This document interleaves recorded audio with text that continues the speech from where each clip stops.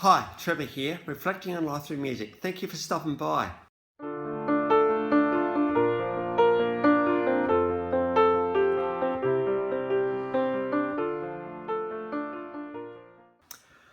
Well, coming again today, you're very welcome. I trust you enjoyed my last video on Aaron Neville. Of course, he's had a solo career, a bit also with his brothers, the Neville brothers. And through this song, Don't Know Much, we looked at the all-encompassing simplicity but beauty of love. So I trust you found that one encouraging. Well, today's artist is a little bit interesting. Avant-garde synth pop. The story started with a few guys all together. Gary Lanyon, he was part of producing of Queen, Bohemian Rhapsody. J.J. Jezelik, he was a Fairlight synthesizer pioneer. And Dudley, who would go on to do the soundtrack for the Full Monty. And Trevor Horn. Now, Trevor Horn in the late 1970s was part of the band The Buggles and had a lot to do with that iconic song Video Killed the Radio Star. And this little production team would be responsible for some pretty cool albums, including Lexicon of Love by ABC. And also Frankie Goes to Hollywood, Welcome to the Pleasure Dome. And it was around the early 1980s when the band, the iconic supergroup Yes, was struggling a little bit and needed an album. They called on these guys to get together and to produce the iconic 90215 album. Now, 90215 was huge, and the song Owner of a Lonely Heart goes down in rock and roll history. It's one of these songs really in many ways. Well, it was the avant-garde nature of this production team that brought this band into the new era of the 80s. Of course, Owner of a Lonely Heart was a massive song for Yes, but prior to that recording, we've got a red and blue recording of Owner of a Lonely Heart, a bit of more of a stripped back experimental version. I've got a static clip of that one below. Anyway, these guys got together and thought, hey, we've got a bit of a thing going here. We kind of know what we're doing. We're a bit pioneery too, Buggles had already done some pretty amazing stuff. And I reckon we could actually do something pretty cool. So the four of them got together and said, let's give this a bit of go. And they brought on a little bit later Paul Morley in the business marketing side of the world and formed the band Art of Noise. Now, they just deliberately set themselves out to be different. It wasn't so much about music, even though there is some music in this, but it's all about samples, what you can do with synthesizers, and not just exploring music, but exploring sound, exploring noise. The art of noise really just typify these guys really well. In 1984, out came the album Who's Afraid of the Art of Noise? And I think really what they're saying here, in fact, the second Buggles album was Adventures in Modern Recording. And I think Trevor Horn in particular was thinking about, well, what can we really do to make music interesting? So we've got 1984, the song Beatbox, got a live version of this one. Now, one of the things about Art of Noise was that they wore masks on stage. It wasn't about them at all. It was actually about the noise, the music these guys was creating. Who's Afraid of the Art of Noise was very critically acclaimed techno pop classic. One of the lines, it's entertaining and often frightening, screwed up package and disturbing, but just got to get the word entertaining in there, I think, as well.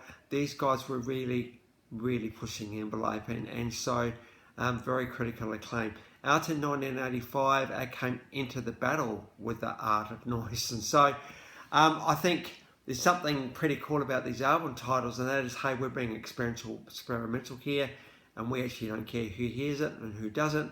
We think we've got something to offer the world. Off that album, we got the official clip of Moments of Love. This is a very beautiful clip, and the more I watched this, the more I started to realise what these guys were getting at. First of all, it's ethereal, it's eternal, it's avant-garde. The first thing you've got to realise. So as you're watching this clip, it's very theatrical, very feelings-based, and just capture the essence of what these moments of love are all about. You just got to turn off almost your human being here. They say that when you look at art, and you don't know what it is, You don't try and work it out, you just try and work out what the artist is trying to portray. And I think this is the case here with this song too. Art of Noise were making a statement about their understanding of moments in love. And what I can take of it, there's certainly the beautiful, graceful skating together thing happening, and obviously that's very much the togetherness of love. We've also got a kid looking back at his pet turtle. Now, where do we learn love? We learn to love in these very early stages, whether it's a pet, a sister, a family member. We learn all about love in those moments. There's something nice about going back to the roots of love. Of course, love is undefinable. There's romantic love, but there's also other love as well. And if you are actually in love, now the concept of in love means that you're both there. You can't have one person in love and not the other one. In love, very much in being embraced, enveloped, and nurtured by love. It seems to be a bit of a common theme of late is this concept of love. It's a beautiful, beautiful thing to actually be enveloped by love. It really, really is a beautiful thing. And there's something quite beautiful about this clip. And I think you add into this the ethereal quality of the Art of Noise too, and the way that they just brought this word to life. Not just capturing the words, but capturing the very essence of what love is. There's elements of trust in here. There's elements of memories and remembering in here. There's elements of gracefulness together and being together in his will, in this as well. It's absolutely beautiful song, this one. And in moments of love, I think, as well as not trying to work out what it's doing too much, I think also it gives us a chance to pause and reflect on our own interactions with love and how that's going, because you know, we've always got to be thinking, how am I loving? Am I being loving? Am I being patient? Am I being kind? What do I need of love? What does love need of me? It's more the point. And so, beautiful song, Moments in Love.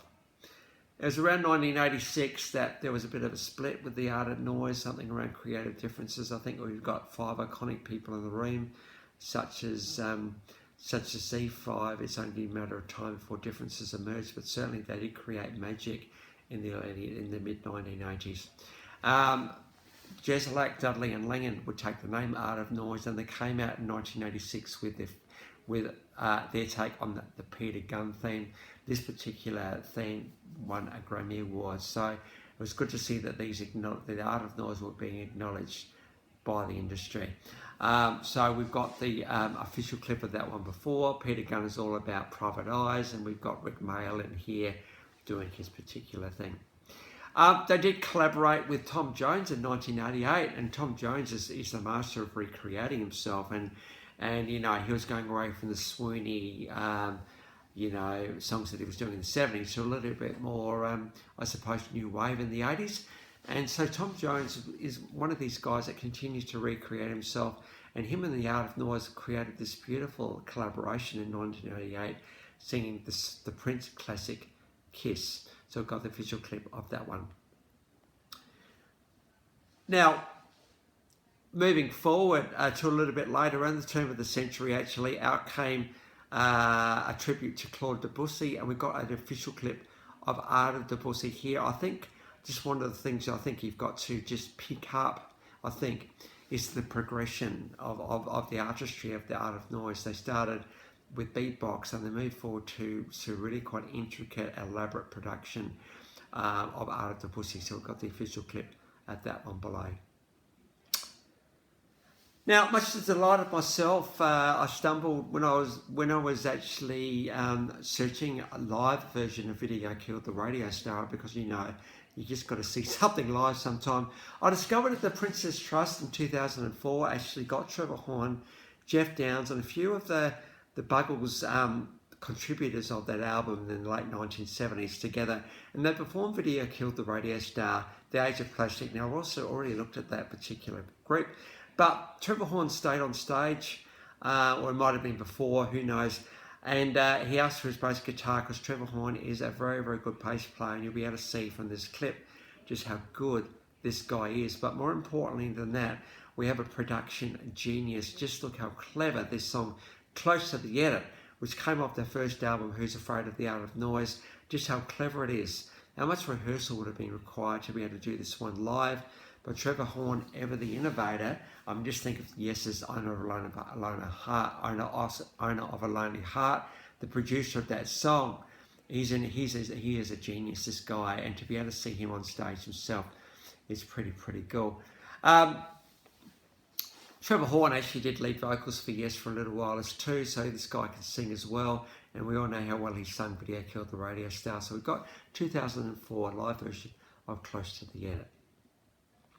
So between 1984 and 1999, there's been 5 studio albums. So these guys have really contributed not only to music, but to the concept of noise and what makes noise, what makes sound, what can we do with sound to make it interesting.